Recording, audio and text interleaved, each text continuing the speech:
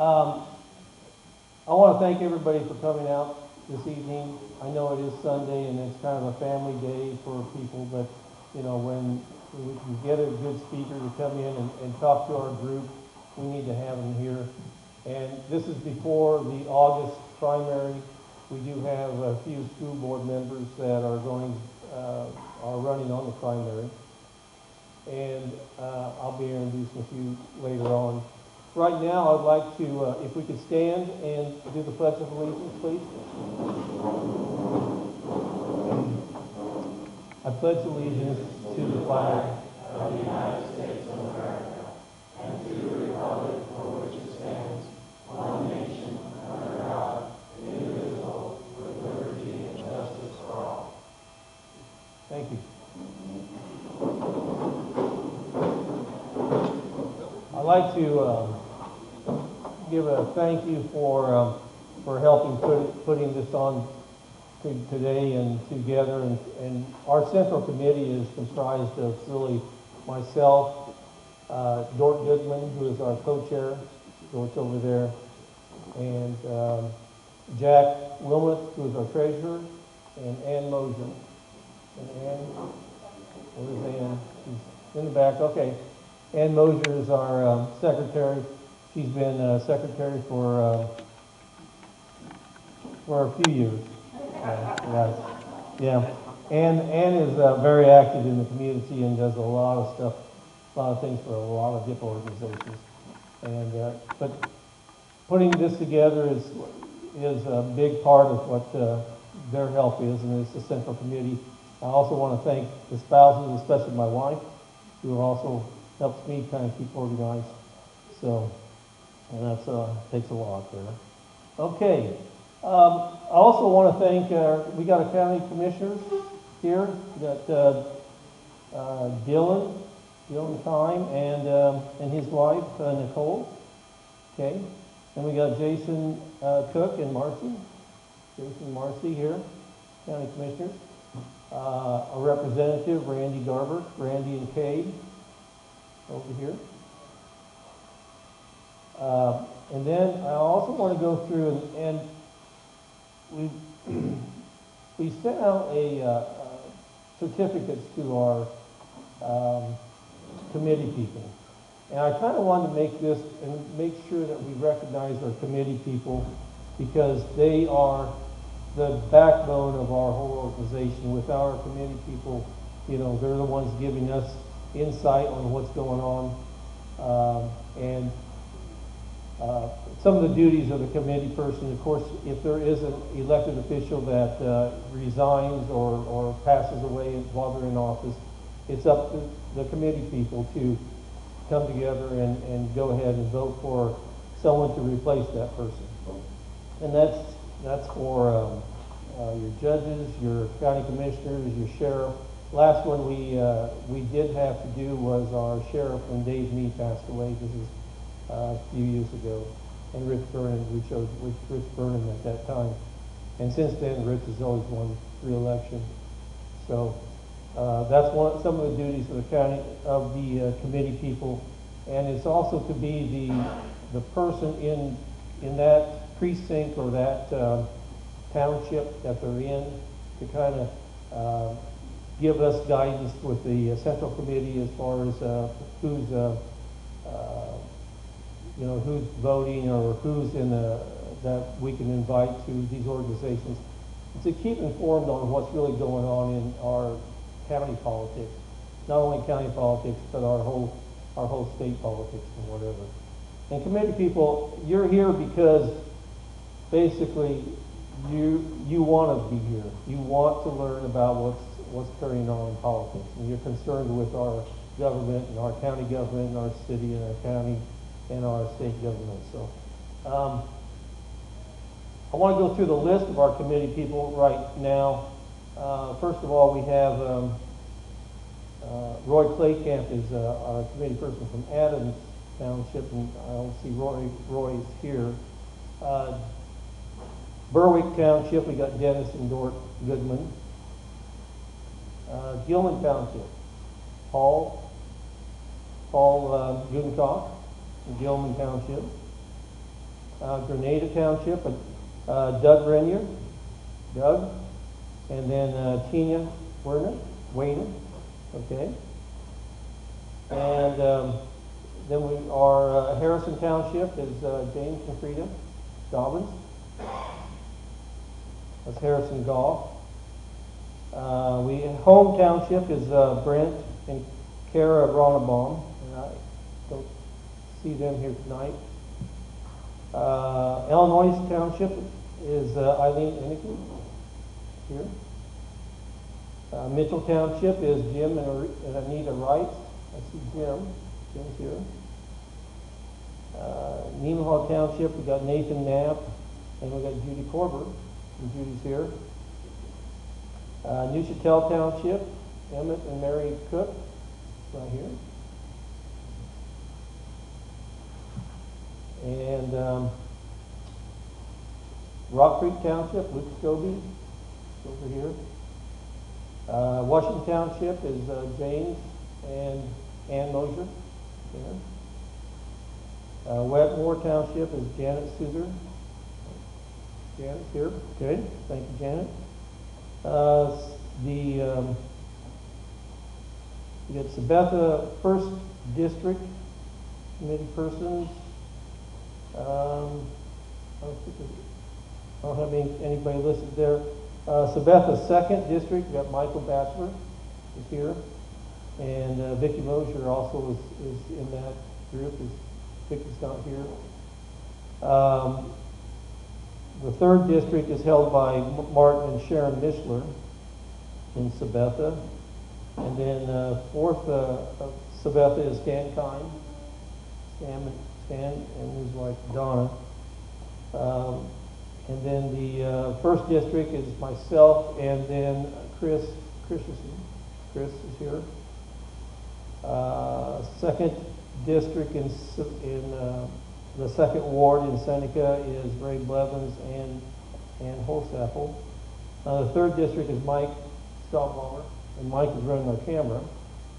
And Mike's been, I'll just give you a note about Mike. Mike's been doing this for, I don't know how many years, at least 10 years. And he seems to be running the camera. He does a good job. In fact, if you went onto our website, you've probably seen some of the interviews that I've done in the past when we did for sheriff and the county commissioners. Is Mike ran the camera, and he does all the editing and puts it on the Seneca television, and we'll also put it on our websites and everything. Does a good job. So I want to thank every one of the committee people for being here. I think it's great. If anybody wants to say a few words about what they feel we need to be doing as far as politics, hey, I've got a microphone here.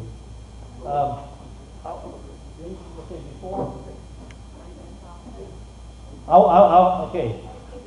I want to go through now introduce the school board members.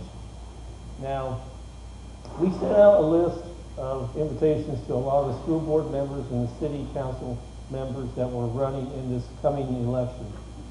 And as you know, every 2 years we vote for new school board members and new city council members.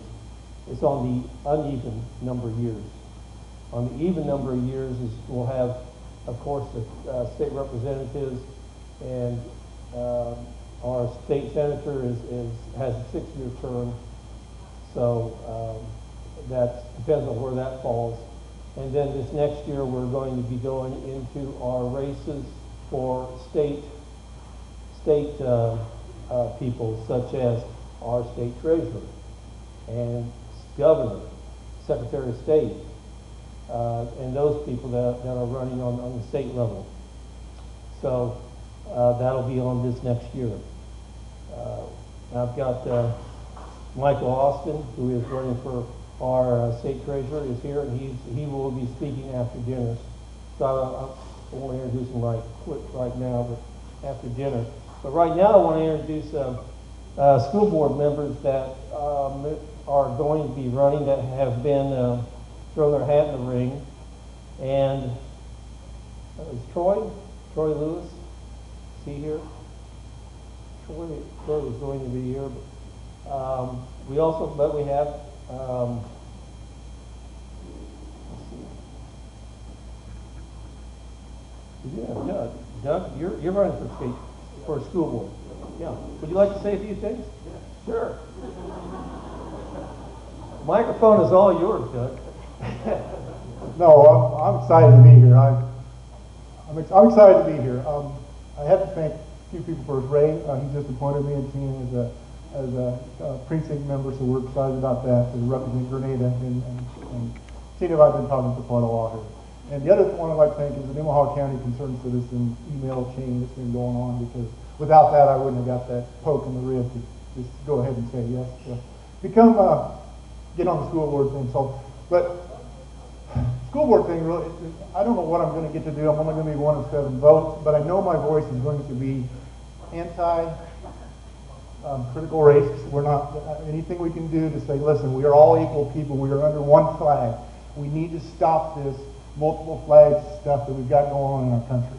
And everything I'd want to do is do that. I get a little active, not a little active. Occasionally I'll post on www because they always put in some weird headlines. And one of them was, should we have our teachers teach LGBT rights to the students? And I thought, my first thought is, what rights do LGBTs have that I don't?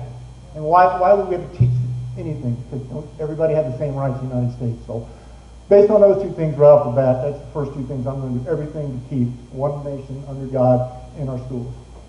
Thank you. Thank you, Doug.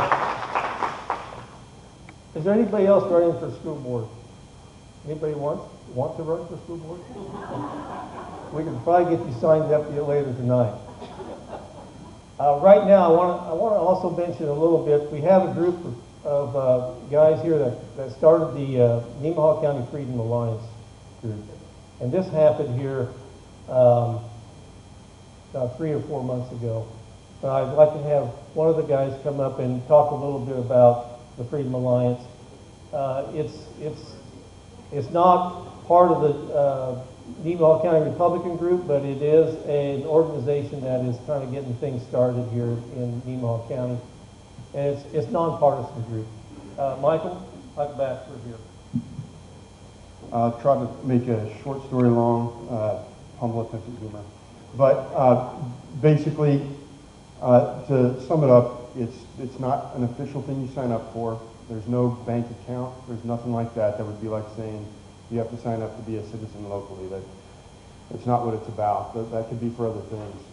And it's kind of recognizing, I think, just from our perspective, that for decades we've had one pillar of a 4-legged table gone, and you basically, people have been calling it a tripod, sort of, without actually saying that. But you have, God, family, your work, and then your extracurricular stuff as vocations. So I'm going to be speaking from the standpoint of conservative Christians. It's not restricted to that by any means. It's really kind of getting back to being citizens, and you can disagree. And so I'm not going to knock somebody because they want to be on the other side of the aisle, but I am going to knock somebody for being what we call a leftist today, because that seems common. Yeah, we've had that civic duty corner gone for a while, and we call it politics. And then we say we don't talk about politics, don't talk about religion, and then everything becomes religious or political, and then you don't talk about anything. So then you end up talking about 0 issues that you really need to be talking about. You're not actually addressing them. And at that point, you're not actually a community that's learning about each other and managing the community.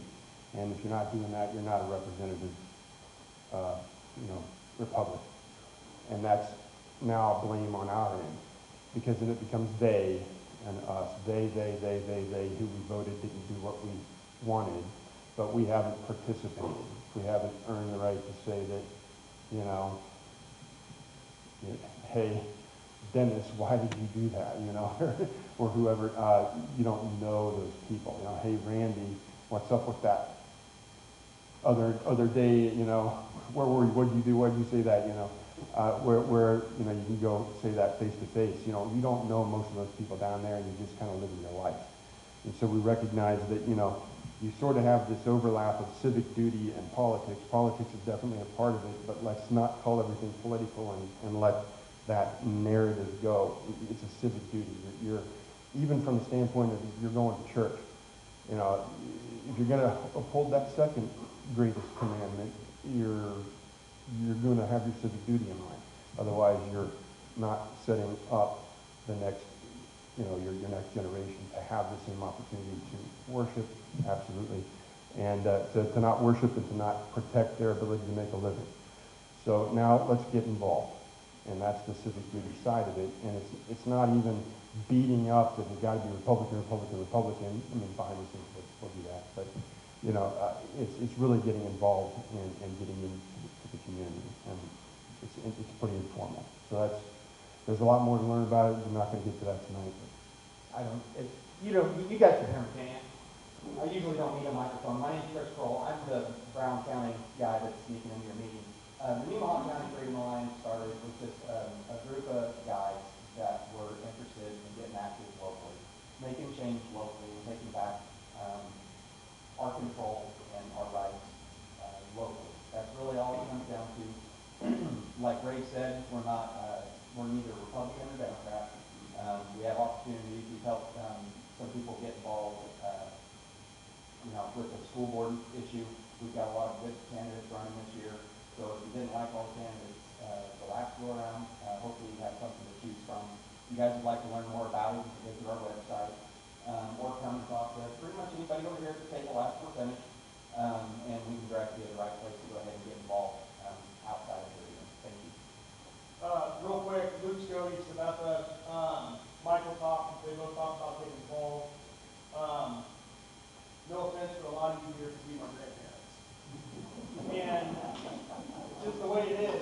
And we've all got young kids, and I decided to become politically active at about 11:30 at night on November 3rd when Fox News called Arizona for a fight.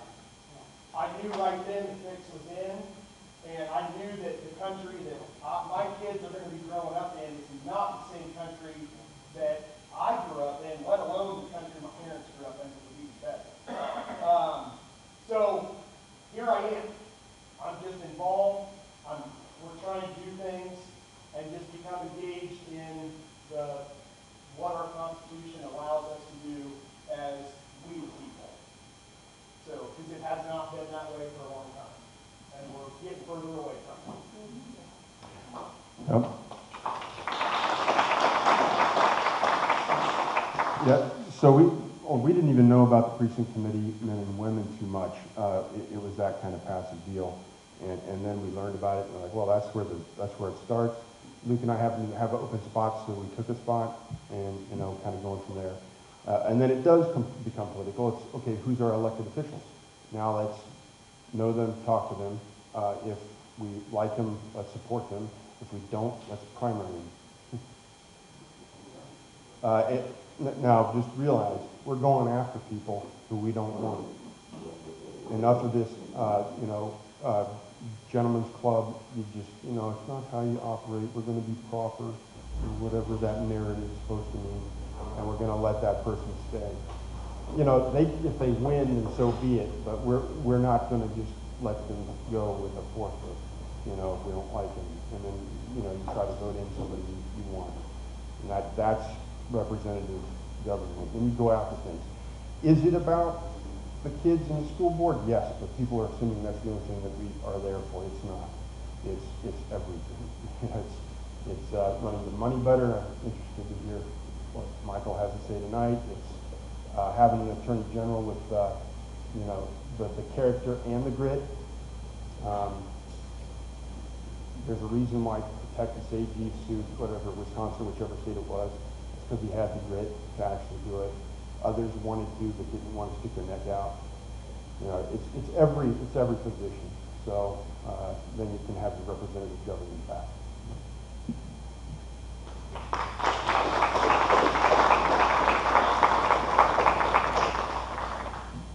Thank you, Michael, and thank you guys. But like I said, you know, it's a non,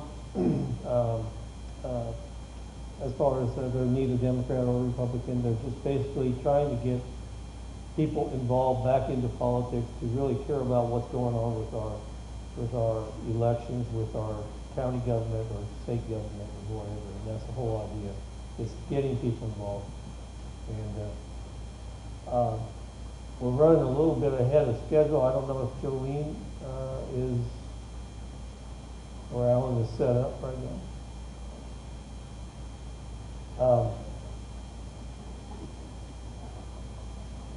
Okay. I would like to, I guess, have, if we're, Michael, if you'd want to come up here and just say a few words before we start. No, I wasn't expecting that. Okay, we'll wait till after dinner. Anybody else would like to say a few words? Randy? Randy will say a few words.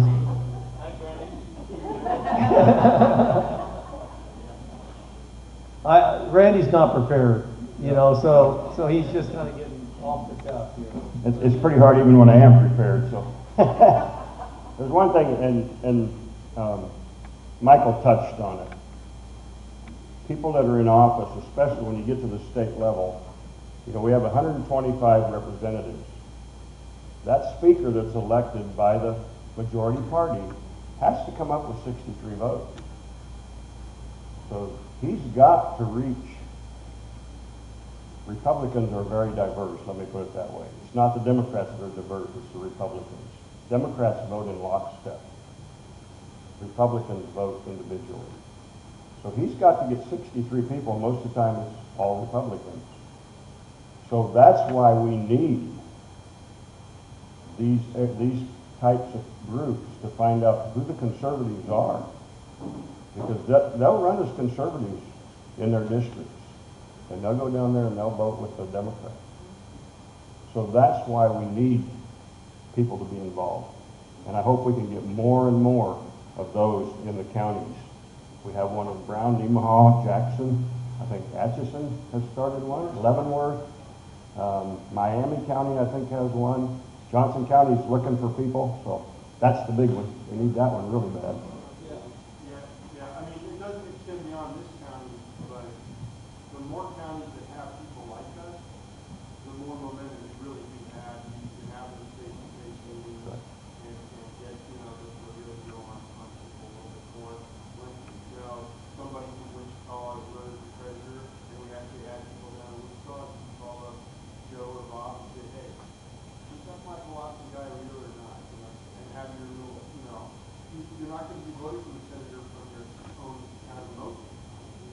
But it'd be nice to talk to people, kind of like we're talking to each other, to know what's up. This guy, politician, or this guy, or girl. And we also have a group called United Voices for Kansas. I think they're in 103 counties.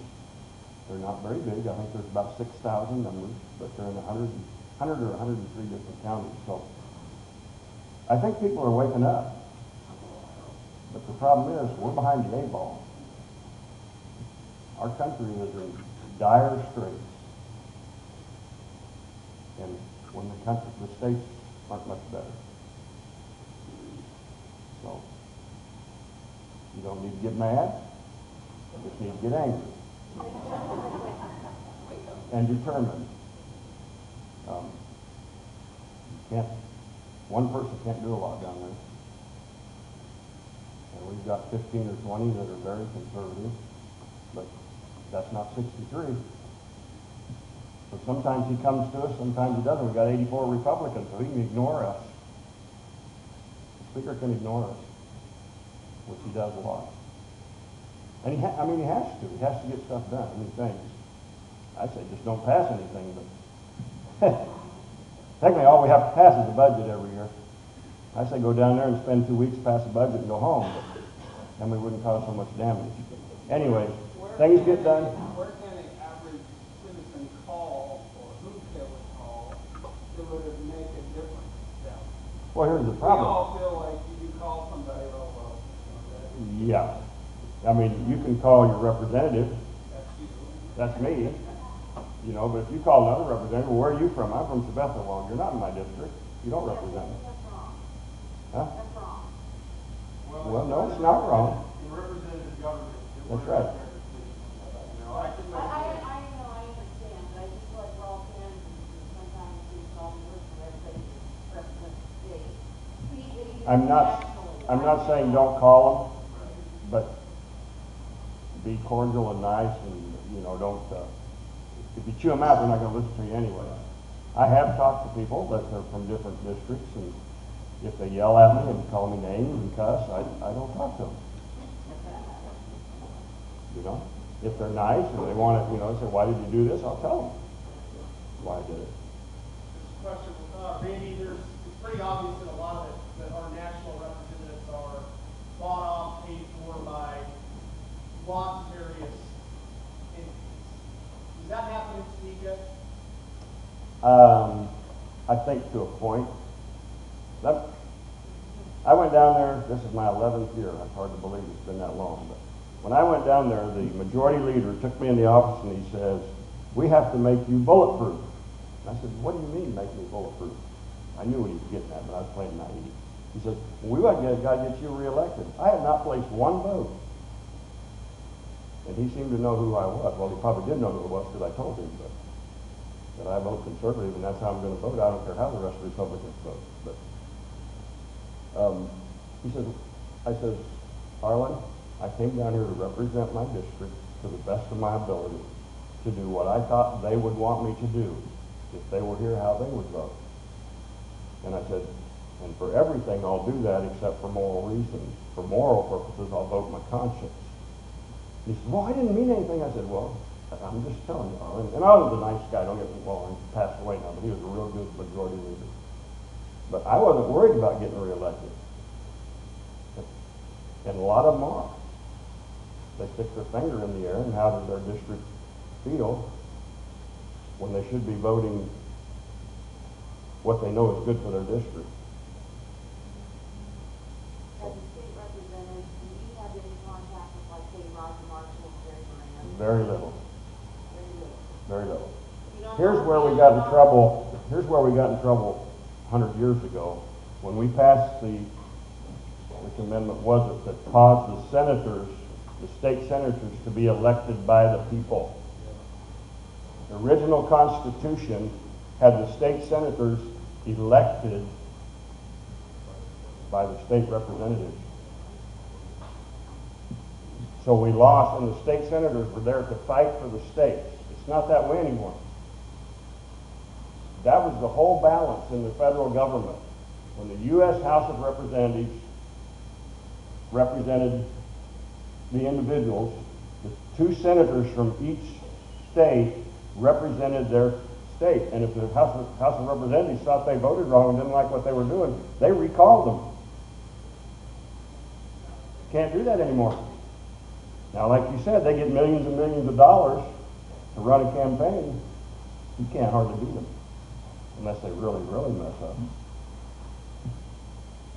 It's hard to beat an incumbent anyways, but at that level, it's just almost impossible. I'm not trying to paint a bad picture, because I know who we serve. But we can't just sit back and say, oh well, we've got to be active. We've got to be active, and I appreciate all those who are starting to stand up and at the local level. I mean, it's got to be from the local level up, too. It can't just be at the state level. Anyway, I've said enough.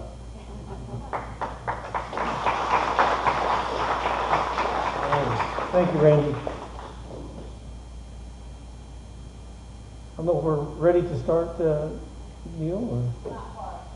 You've got some, just about ready to come on. Got some, just about ready.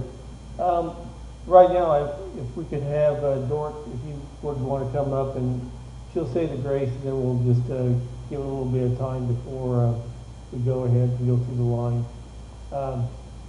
Jolene Hunley is catering the dinner tonight. We're having smoked pork chops, so they're always good. And so anyway, she does a fantastic job, and her brother is out there grilling them right now. So, okay. Dort?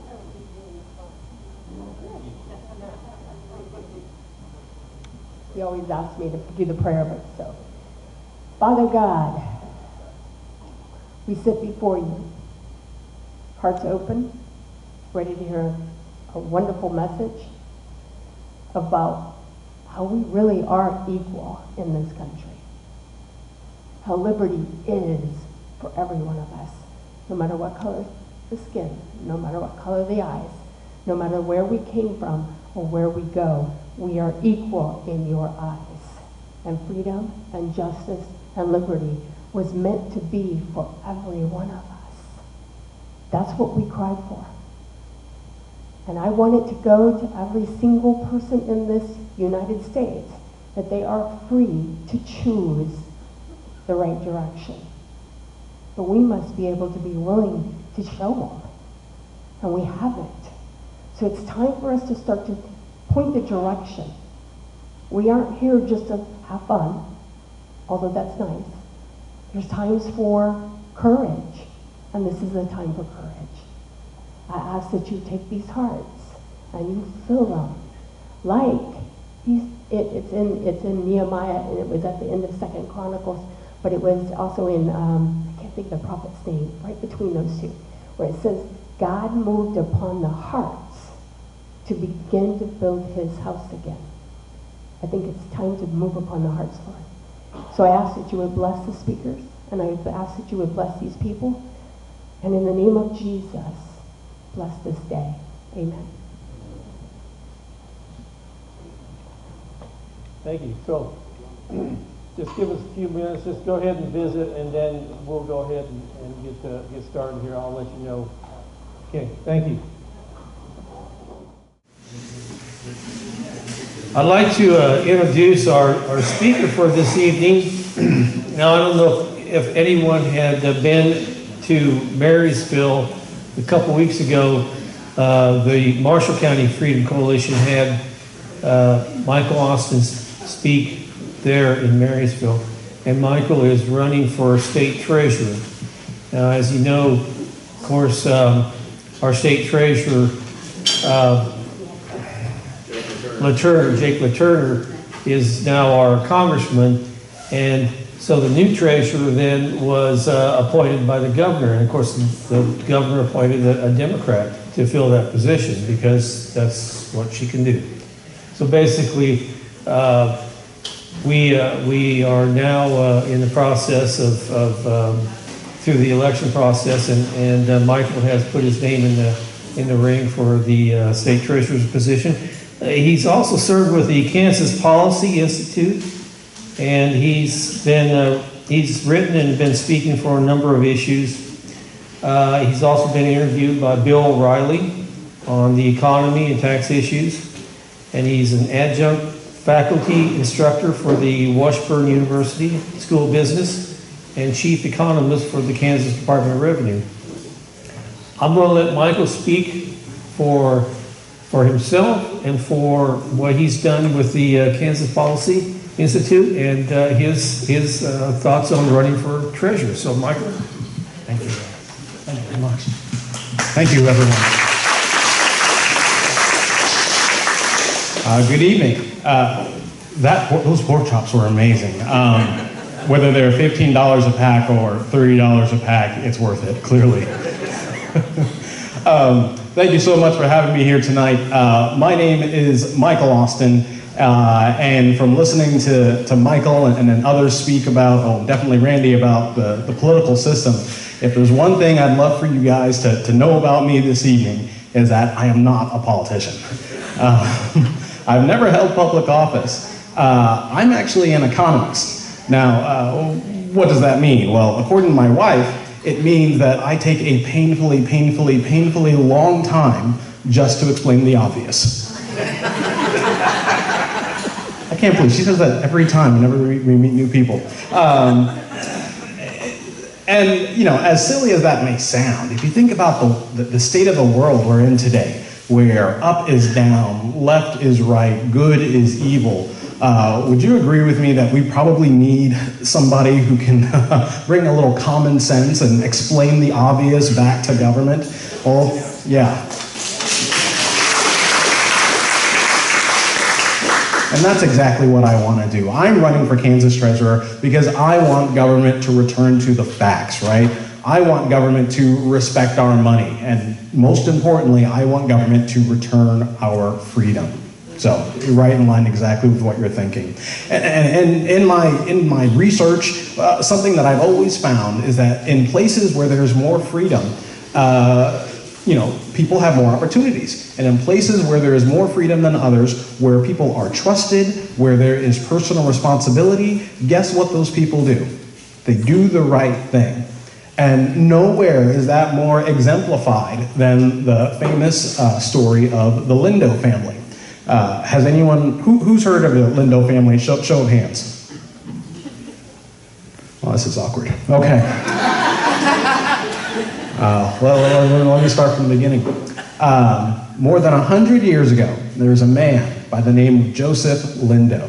He was from Cuba, and he left his home country of Cuba for a woman. Her name was Essie. Now, Joseph and Essie, they were a bit of an odd couple of sorts. See, Joseph, he had a knack, what do you call it, carpe diem. He could see all the choices and opportunities that was in front of him. He would be able to seize them, and just from his sheer tenacity, he was still able to find success.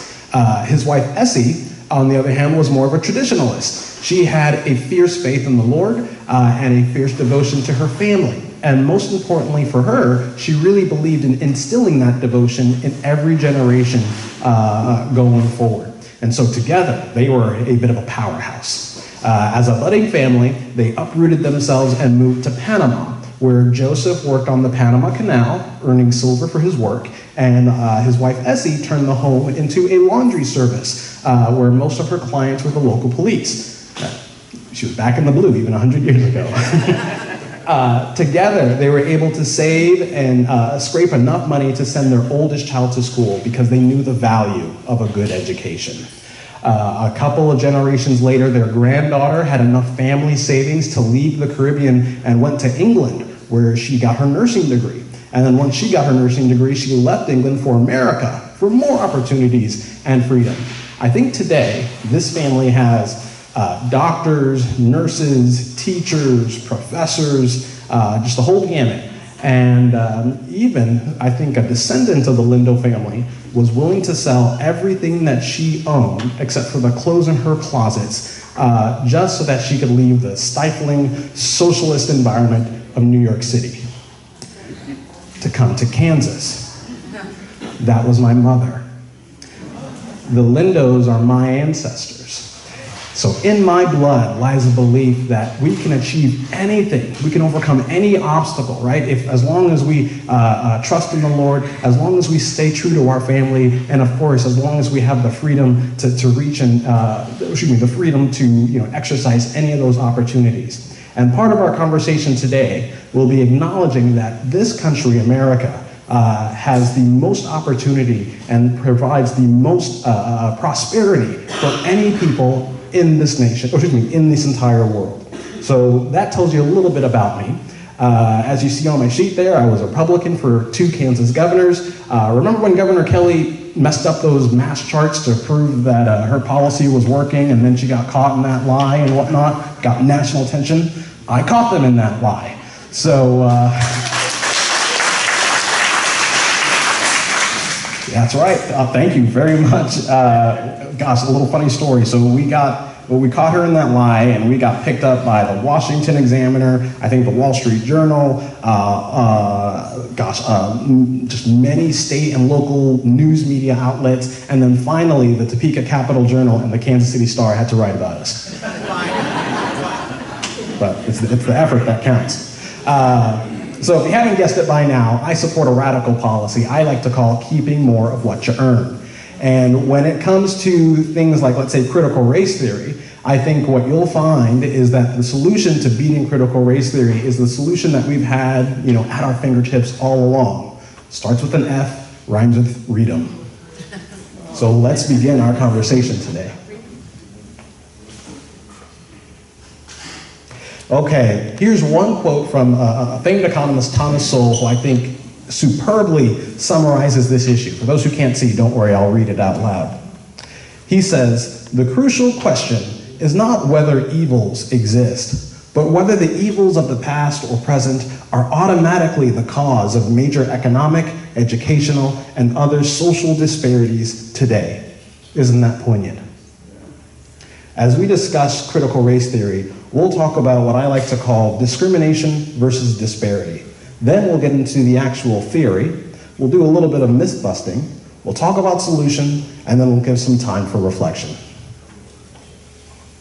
So discrimination and disparity. One thing I'd love for you to understand as an economist is that what the left tries to use to promote critical race theory is saying that everything is a form of discrimination, when in reality what they're really talking about is disparity, and there's a distinct difference. I'll explain it here.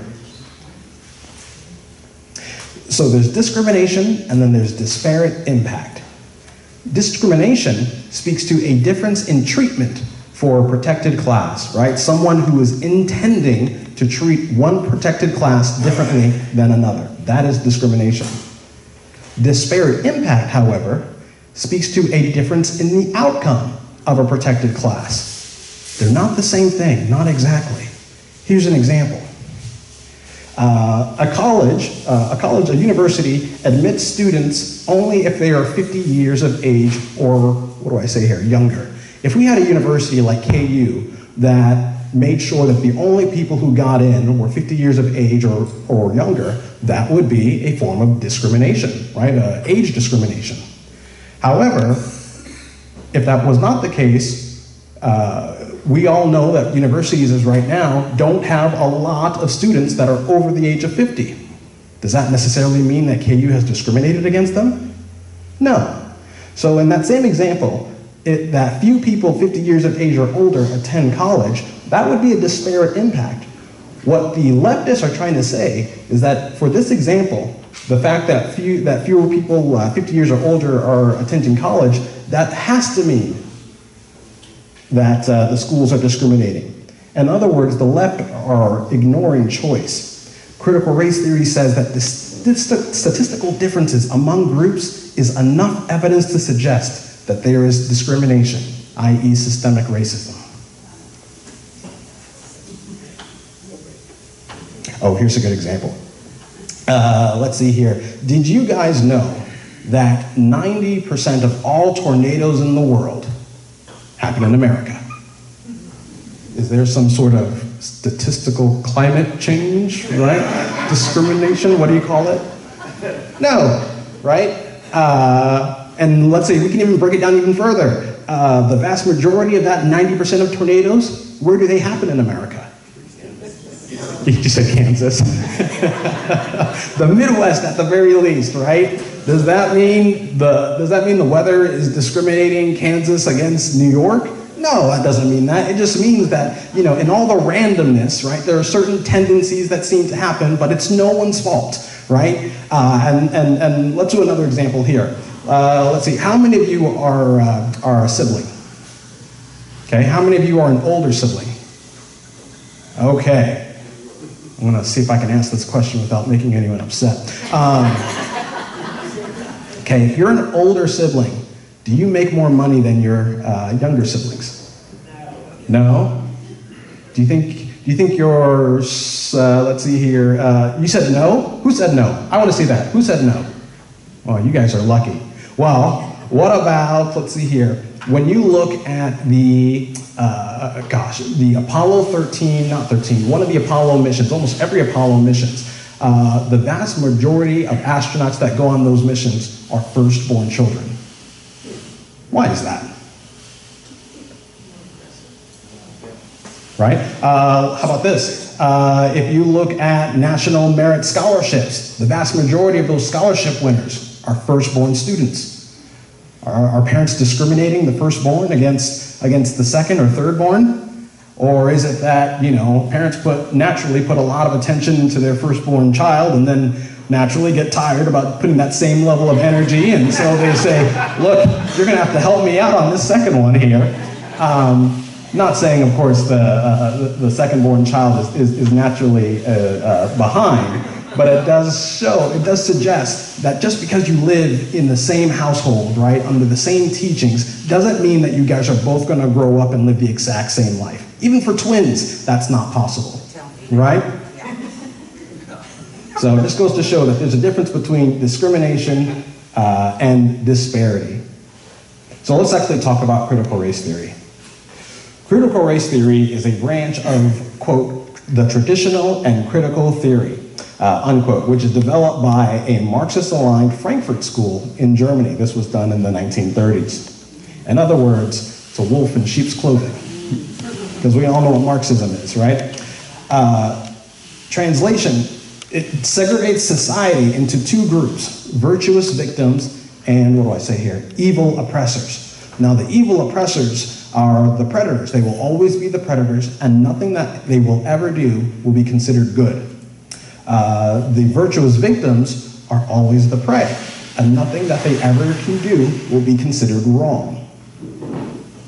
Critical theory divided us by economics. Marxism, right? You had the workers versus the bourgeoisie, right? The capital owners. Critical race theory does the same exact thing, except it's white people versus everyone else. In other words, just like Marxism, it says envy plus rhetoric can give us social justice. So the issue with critical race theory, or among leftists, is that they say that because outcomes differ greatly among individual groups, it obviously poses many different reasons to why. Now, 100 years ago, people, in order to answer this question, why is it that individual groups have such different outcomes? 100 years ago, they said, well, it's because those who are less fortunate are genetically less capable. That was the racist argument, right? Today, what are they saying? Today, they say, well, those who are less fortunate are victims of other people. Progressives are at the forefront of both ideas. Isn't that a coincidence? The racist argument of 100 years ago that says that because of the color of your skin you were genetically inferior, right? Those same individuals are now saying that because of the color of your skin, right, you are made inferior, right, compared to other people. Progressives were at the forefront of both of these answers.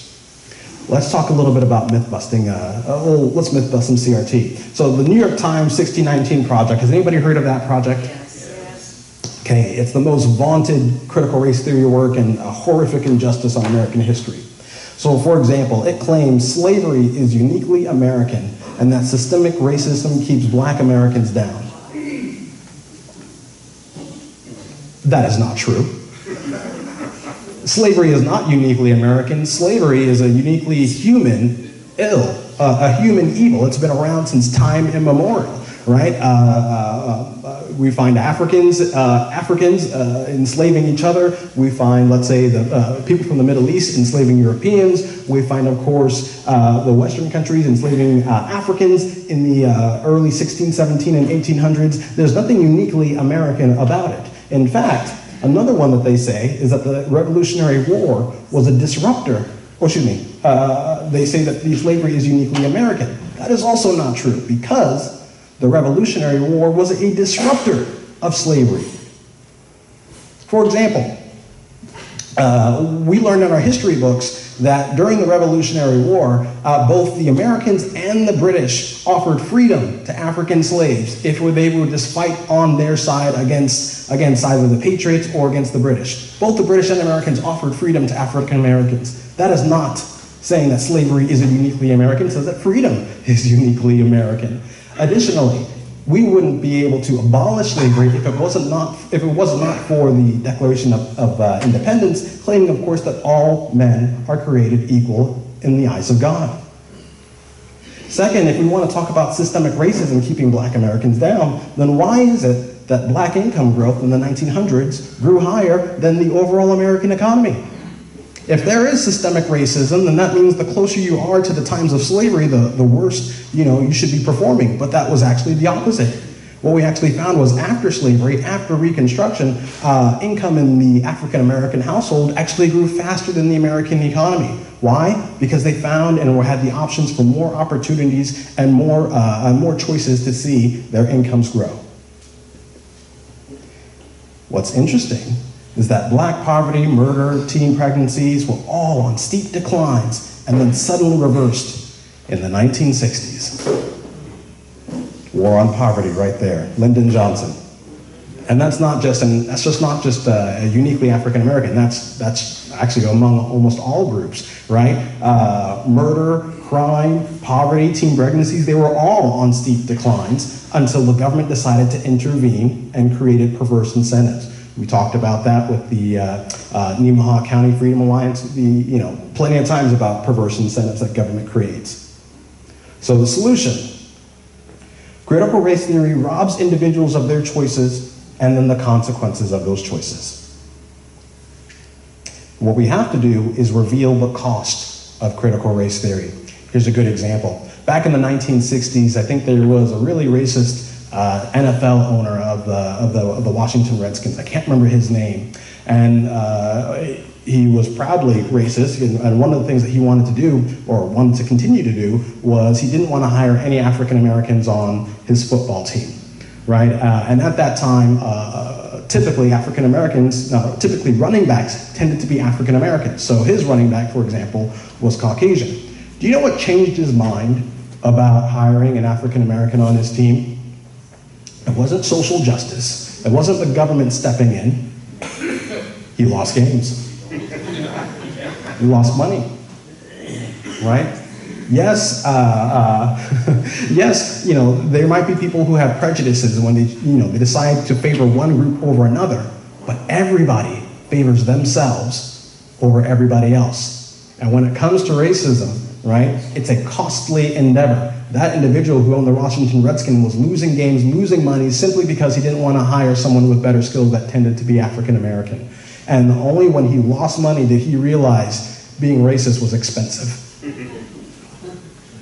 And so, defeating Marxism was also accomplished by allowing those who pushed that toxic policy to face the consequences of their actions. So, defeating racism can be accomplished by allowing those who push that toxic idea to face the consequences of their actions. When you want to talk about, actually I'll skip this, I'll come back to it. If schools want to teach critical race theory, families should have the freedom and the resources to leave. That's how you make sure people face the consequences of their actions. How do you do that?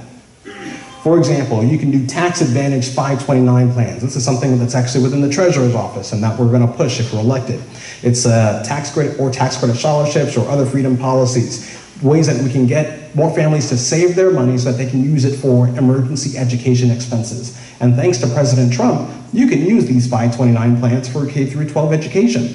So if we can find ways to encourage more families to have these education savings accounts, then that means, when the cold weather hits and these draconian COVID policies come back, or if we're dealing with critical race theory, then families will have the freedom to do something about it. In other words, if schools want to get woke, they'll go broke. Here's something else, legislation. If there's going to be any legislation that's going to ban CRT, there's a good way and a bad way to do it. Here's one of the bad ways. Legislation that's going to stop CRT should not focus on banning feelings. There is a bill, or I don't know if it's been passed, but legislation in Oklahoma that is particularly targeting how people feel about learning types of history. And it wants to ban any teaching that creates a certain emotion in learning history. I think that is not what we want. History is not a fairy tale. History is there's good, there's bad, there's plenty of tragedy, and it is completely human and natural, right, to have feelings regarding it. For example, if you learn about the Holocaust, you should feel horrible, right? And you should feel bad that that human beings did this to each other. But that's not critical race theory. That's just having grace and affection for your fellow man and wanting to do something different about it today. What you want to see, as I said, yes, history is tragic and it should invite feelings and thought for appropriate discussion. What you want to see in legislation that stops CRT is you want to see it ban any teaching that a race or ethnicity is inherently superior or inferior to another, right? It's not about learning history. It's about saying whatever has happened in the past is the reason why you're in a situation today, right?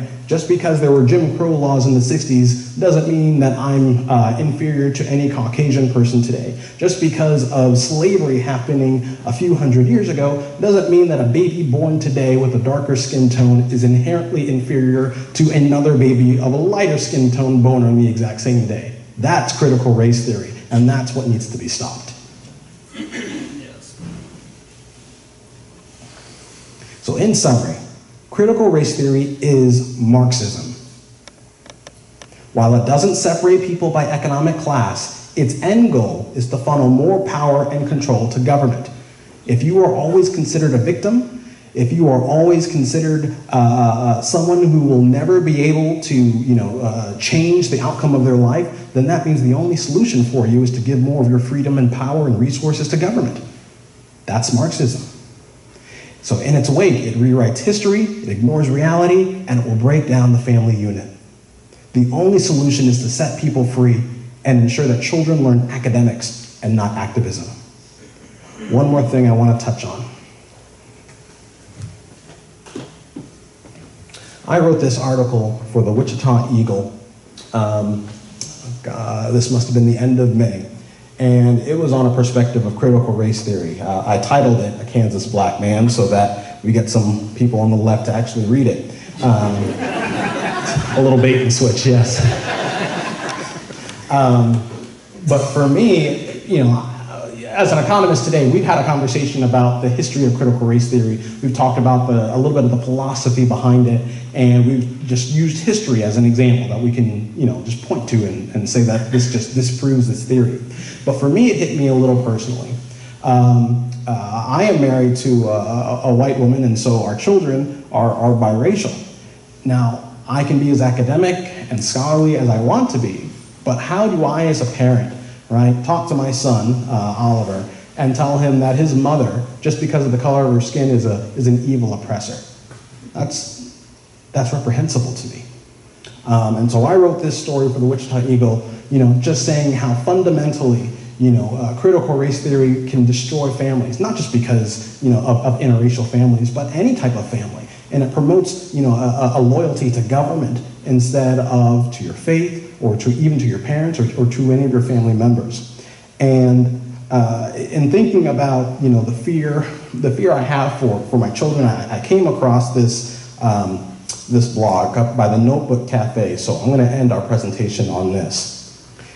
He says, "Don't feel sorry for fear for your kids because the world they are going to grow up in is not what it used to be. God created them and called them for the exact moment in time that they are in. Their life wasn't a coincidence or an accident. And so raise them up to know the power they walk in as children of God. Train them up in the authority of His Word. Teach them to walk in faith knowing that God is in control. Empower them to know that they can change the world. Don't teach them to be fearful and disheartened by the state of the world, but hopeful that they can do something about it.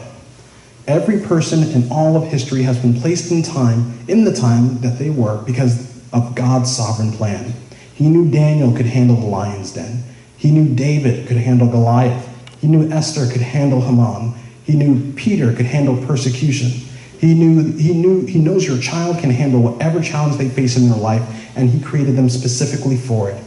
Don't be scared for your children, but be honored that God chose you to parent the generation that is facing the biggest challenges of our lifetime, and rise up to the challenge. Raise Daniels, Davids, Esther's, Peters. God isn't scratching His head wondering what He's going to do with the mess of the world. He has an army He's raising up to drive back the darkness and make Him known all over the earth. Don't let your fear steal the greatness God has placed in them. I know it's hard to imagine them as anything besides your sweet little babies, and we just want to protect them from anything that could ever be hard on them, but they were born for such a time as this. So, thank you very much.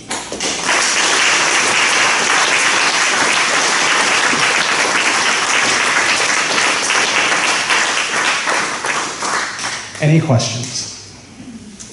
So, CRT in the focus of where it's being taught is obviously in our schools, mostly in our elementary, middle, and high schools. Raises the most concern. how do we, this is kind of a two-part question, how do we keep CRT in its formal packaging out of the schools? Okay, it's a great question, and unfortunately, what makes it a great question is that it's not an easy one to answer. So the State Board of Education or State Department of Education just came out saying critical race theory is not part of any standards that we send down to the school boards. In other words, what they're saying is that in all the paperwork we send to school boards, you'll never find the words critical race theory, right? But effectively, they're building a straw man because conservatives aren't saying that there's a curriculum called critical race theory. What they're saying is that they're learning from teachers and administrators and trainers to school boards that they're teaching this woke activism based off of history. In some cases, they're rewriting history, and that is the particular problem. So when we talk about what do we need to do to keep critical race theory, out of the schools, first and foremost, you need to run for school board. Because, that is where you have that most control, and that's where they're trying to bring in those trainers to get these school boards in that frame of mind, so that when they're teaching just arithmetic, they're teaching arithmetic with a lecture that's based behind it that says African Americans can't learn algebra as easily as white Americans, and so you need to dumb that down, or you need to lower their grading, or you need to make it less difficult. So it's really more of an under the radar. That's what critical race theory is. And so first and foremost, you need to make sure you get good conservative Christian school board candidates into these roles. Second question. This past August in the Sabetha School District, in the sophomore history class, there was a paper handed out. It was about 13 pages long. And these are just some of the snippets of information on the First, the police respond as if a black person is guilty of whatever transgression the white person says they have committed. Also, African American safety in public spaces is contingent upon how whites feel about our presence. Do those sound racist to you? It's already here. How do we get this out? I had a thought, and it gave me a bit of a knee-jerk reaction when I had that thought, but when I hear more and more stories like this, I feel like it probably is something that we should do. Cameras in the classroom. Yes, that'd be great. Yep, that's something we wanted to bring up. That would be awesome.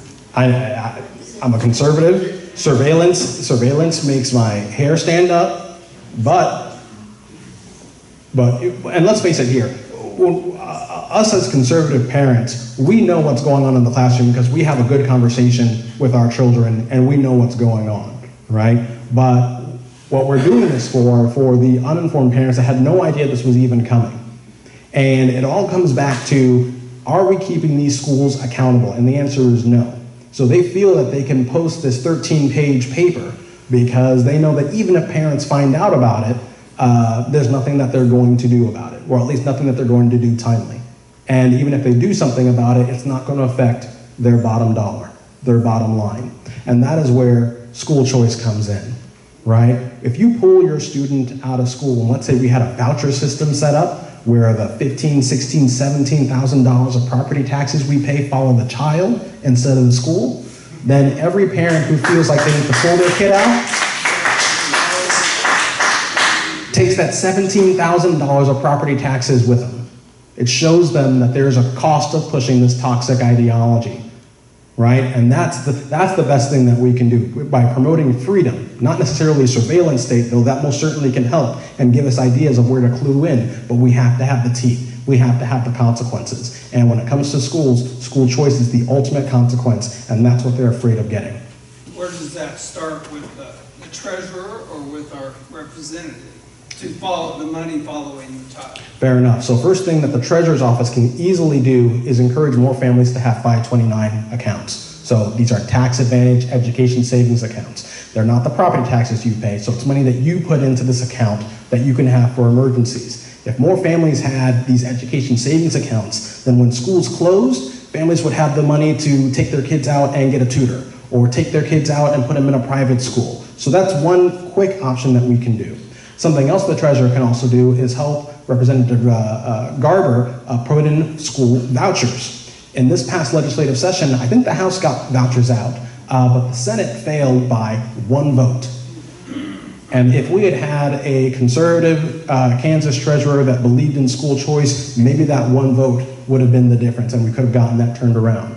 And so when we get a Republican governor in office, as well as a conservative treasurer who will not only crunch the numbers on school choice, but be honest about school choice, then we can get those vouchers done, and we can finally stick it to the unions. Was there a question over here before I go back to the... Sorry. Okay, please. I just want to toss out, like, your venomous snake example story from India. I think people would want to hear it. It fits the treasurer savings plan that you put before the state legislature. It said, here's $1 billion that I could save, and you can't say it can't be done anymore, that type of thing. Oh, fair enough. Okay. Let's see, where should I start this? So when I did a speech to the Nemaha County Freedom Alliance, one of the themes of that speech was that there are always going to be unintended consequences. Every decision that we make has a consequence to it. And sometimes it could be, quite benign, right? Which is, instead of coming here tonight, you've all paid a cost. You're not staying at home watching your favorite television program. You decided to pay that cost to come here and listen to me speak. And so that's pretty harmless. And then there are times where it's very interesting. So back during the colonial rule of India in the city of Delhi, that city had a massive cobra problem. Venomous snakes completely littered the streets. People were getting bitten, people were getting sick, people were unfortunately passing away. And so the city government decided to do something about it. Their bright idea was to put a bounty on the snakes. Okay, let you think about that for a little bit. The thought process was, when you put the bounty on the snakes, people will catch the snakes, they'll hand it into the government, they'll get some money, people get money, fewer snakes on the streets, everybody should win. And so after they put in the bounty, the snake population in the streets did fall like a sack of potatoes. The end. No, that was not the end. What the government then, well, let me say it this way. People did catch the snakes, but then they didn't take it into the government immediately. They thought they might be better off to take the snakes home instead and breed them and make more snakes, and then take the extra snakes and hand it to the government for that bounty. And so the government then realized they were paying the same bounty year after year after year, the same total amount, but they'd go outside and there were no snakes in the street. So eventually they realized what people were doing, and so naturally they ended the program. But that didn't fix the problem either. So you had all of these households with, who knows, dozens of snakes in their home that was worth a bounty per snake, and now worth absolutely nothing. What did people then do? They released the snakes back out into the street. And so the city of Delhi had more venomous cobras after a bounty, after the government got involved, than before. The moral of that story, right, is that human beings will react to every rule, every regulation, every order. And no one person, no one organization is smart enough to know about all the ways that human beings will try to outwit that order. And why that's so important is because when we see things like COVID, for example, there's many more tragic examples. When you close schools, maybe you're fighting COVID, but you're also telling parents that they should probably stay home and supervise their children instead of going to work. So there's an economic cost to that as well. And so even tonight, I could have decided for all of you, if I wanted to, that instead of having pork chops, you all had a salad. Now, maybe for Representative Garber, that would have been completely fine. He was going to order a salad anyway, right? But for you, Michael, maybe you really wanted that pork chop. And now, you are far more discouraged because I took that choice away from you and gave you a salad instead. So when it comes to having a good conservative in government, it's not about being the smartest guy in the room. It's about being the humblest guy in the room and understanding that, your intelligence is not a sufficient substitute for making people better off. You all are the experts in your own lives. You guys all know what is valuable and what is not. And so for me running, let's say as Kansas treasurer, my goal is to give those resources and freedom back to you so that you can fix your own problems and I can just stay out of the way. Because if I get involved, I'm most likely going to make it worse. Okay? Was that? Yeah. Did I talk about all you wanted me to say? Okay, great. Thank you. Yes. Yes, sir. I love the idea of school choice, pulling our kids out of school, property tax dollars that we pay in, coming back. I went to school, school was a necessary evil to play sports for me. My kids all play sports. I've got what's going to be a junior in high school that'll play 4 to 5 sports next year. My concern is I pull her out of school and she's going to hate me because she doesn't get to play sports, not be with her friends. I maybe just talk about, like, so Keisha, the Keisha problem with that. Do you have any insight there? Now, I thought that even, and someone, if anyone here homeschools, Not in Sabetha. not in Sabetha? Nope. Okay, so it's not an even policy. Okay. Because I thought in some places in Kansas, even though you homeschool, you could still be involved in sports and extracurricular activities. But I did not know if that was only in certain pockets. So that is something I'll have to look into if I don't mind saying. As far as Keisha concerns, it spans the state, and it's really created a monopoly, which I know the government hates monopolies, but happens to be one. And that is a big draw. I know people that have actually left small town rural America to metropolis areas so that their kids could have those extracurricular activities because they could not get those in school because they decided to stay home and teach their own children. I see. So that will have to be something that'll have to be addressed. So thank you for that. Thank you. Was there a question back here? Okay, any other thoughts? Well, good, that was easy. Well, thank you so much for having me tonight. Please.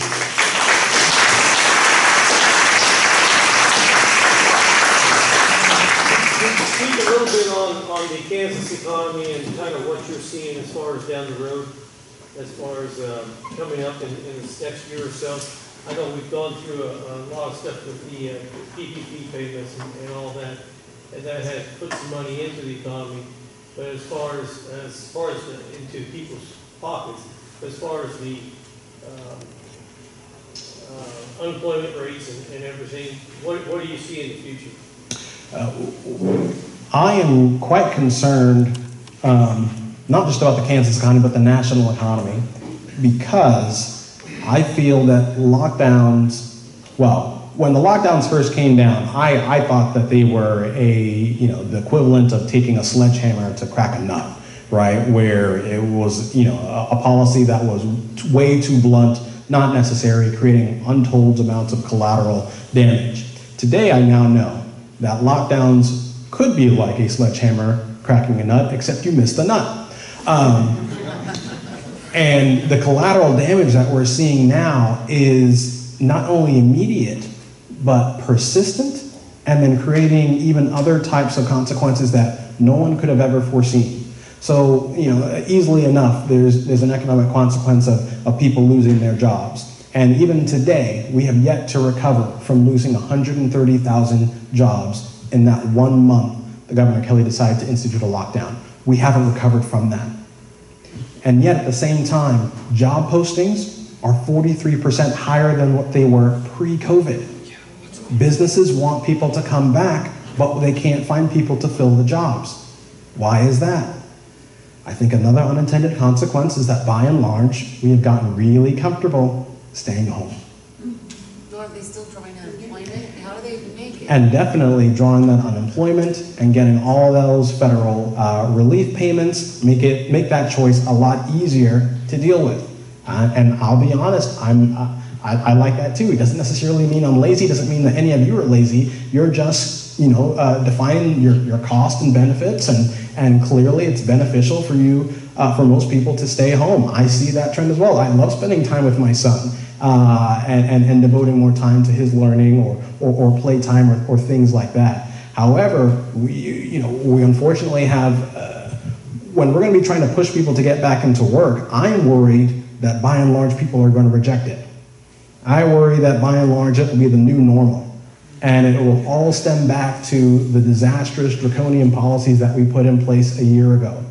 So for certain states like South Dakota, they acknowledged that, they saw that coming, they realized that, and so they never locked down, and then they never took the federal unemployment money, right? And then they, continued to push policies that would get people back to work. In Kansas, it's drastically different. With Governor Kelly at the helm, she has, prolonged the Kansas recession longer than any other Midwestern state, and created a whole different slew of different other problems. And I worry that Kansas, while is poised to grow, will take a much longer recovery than other places in the country. Most of us in here can remember the 70s and the 80s with the inflation, staggering inflation and what it did to people and businesses.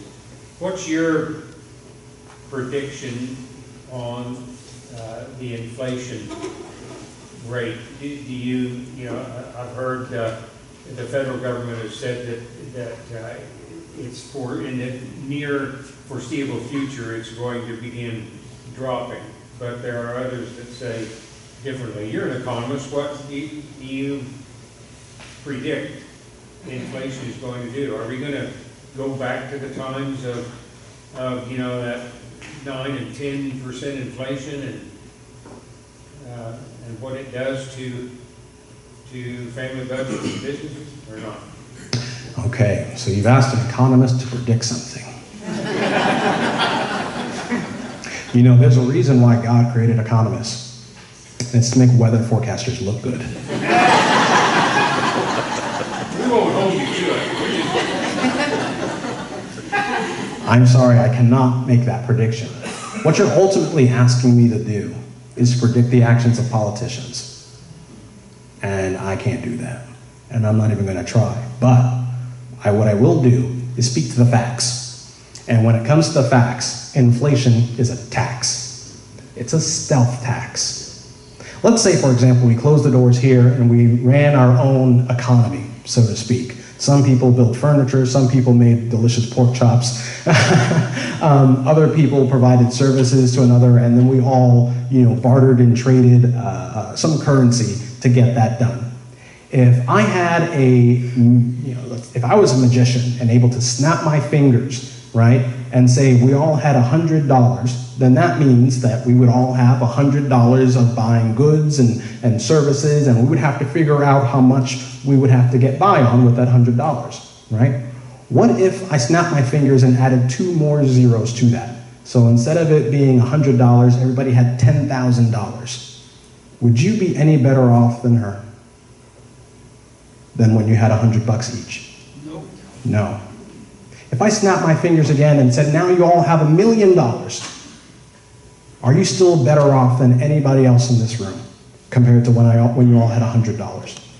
No. You can buy more stuff, but you're not better off than anybody else, right? Here's how inflation works. When we're talking about the Federal Reserve, they do the exact same thing when they print that money. They're giving people more money. However, it's not like snapping my fingers and everybody instantly having more money in their pocket. Naturally, in this imperfect world, some people get that money first. So if, for example, we all had $100, but for this half of the room, I gave everybody $10,000, and then maybe said, tomorrow, I'll give the other half $10,000, then this group has an inherent advantage against this group. This group could collectively buy more goods and services, right, than this group can. And that means that they will accumulate more goods and services, and these guys effectively have been taxed. Because you, Mike, can't barter with Randy because you have much fewer dollars than he does. It's almost like you're being taxed out of that market. And that's how inflation works. When you think about the Federal Reserve spending that money, who spends it first? The government. They spend that money before anybody else has more money in their pockets. Then who spends it next? The banks, right? And then it goes to big businesses, then maybe politically connected businesses. By the time the money comes down to the average Joe or Jane, everybody else has already spent their extra money. And that's how the prices rise. They've already bid on more goods and services and raised the prices up before you get the extra dollars. And guess what? You can't handle the the additional money you get isn't enough to cover the higher prices. And that's how inflation is a tax, because it effectively prices you out of the market. It effectively means you can't compete to those who get that money first. And that's why the Federal Reserve, in printing so much money, is such a danger to the economy, because it rises prices, and then for the average Joe or Jane out there, we simply can't keep up. Does that help? Okay. You mentioned unemployment a little bit.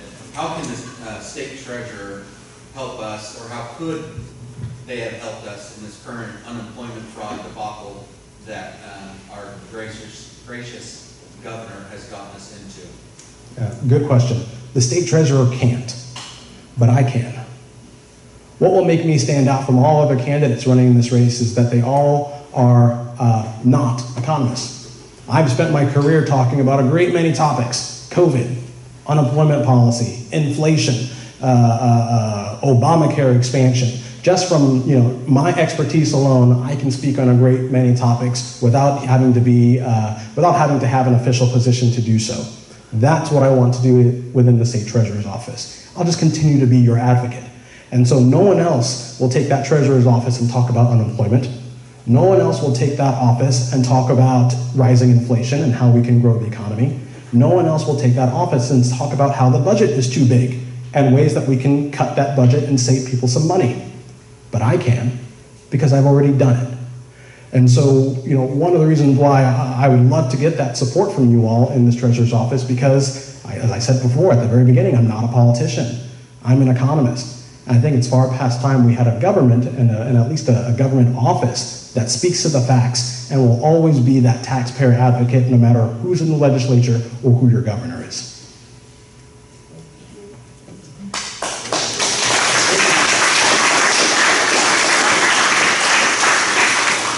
I can go all night, but Ray, you tell me. Well, if you got any other questions, I guess you just brought up a question here. What would you cut? What would you cut, and what would you put money into in order to grow our economy? Next question. I'm kidding. I'm kidding. I can figure out, well, let me say it this way. Yes, I can probably say you should probably cut X, Y, and Z, but that's my opinion. What's most important is the process. So as an example, when there's a private company that makes a mistake, right, and upsets the people it's supposed to serve, what happens to that private company? Loses money, right? And if it loses enough money, it goes out of business, right? If there's a public organization that makes a mistake, upsets the people it's supposed to serve, what happens to it? Get a raise. Who said get a raise? It expands, right?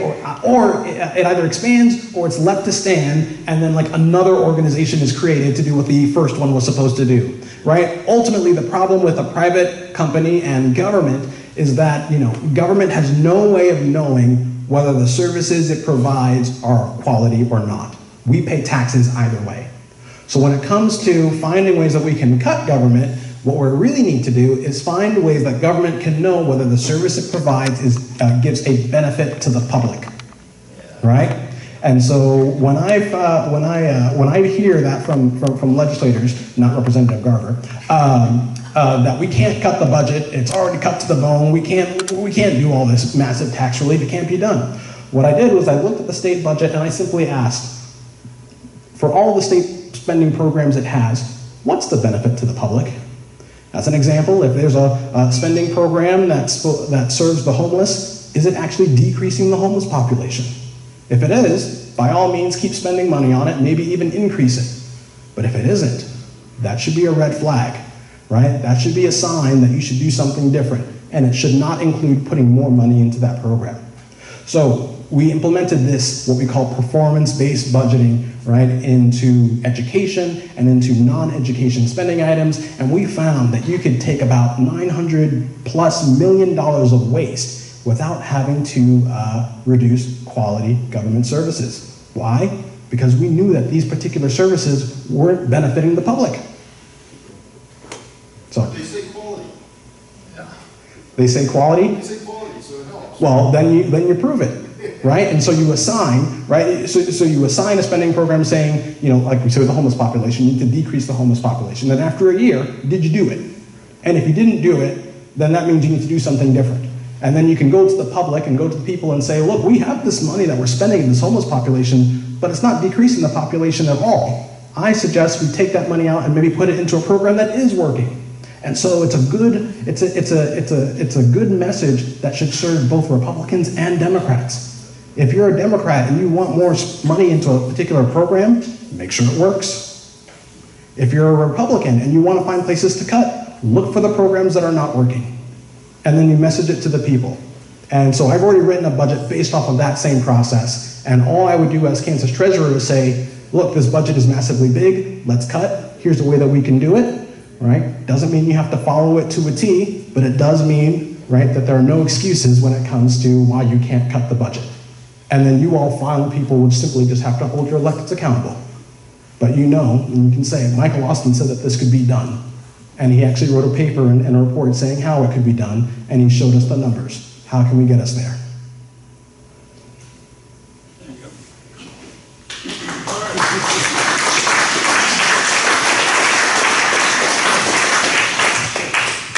Michael, you're going to be around later on, right? Or are you going to be around for a while? Yes. Okay, so anybody that has other questions for Michael, make sure you you talk to Michael here after the meeting before everything is completed. I do want to say we do have the pork chops. It's $15 for the bag of 2. So anybody wants to do that, they're in the kitchen there. One thing I want to do on closing is I want to thank everybody for coming and everyone that needs to get involved in our government policies and things that we're doing. One of the main things is to do some letters to the editor, do some things in the newspaper, do some things on Facebook or whatever, and make your opinions known as far as such as the school systems. You know, we've got the school board elections coming up. Call up these candidates that's running for school board. The school board candidates, I don't know how many questions you've had, Doug. People called you up and asked you questions? Not yet, but you know, you will. But the thing is, call some of these candidates that are running for these school boards and ask them some of these questions. What are they going to do? What have they done? What's the school board doing right now on some of these issues, some of these policies that's going on? You know, Eileen's been on the school board for a number of years, and she knows quite well what it's all about. Anybody else in here that's on the school board besides Stan? And okay, but you know, these are things that we need to call and talk to.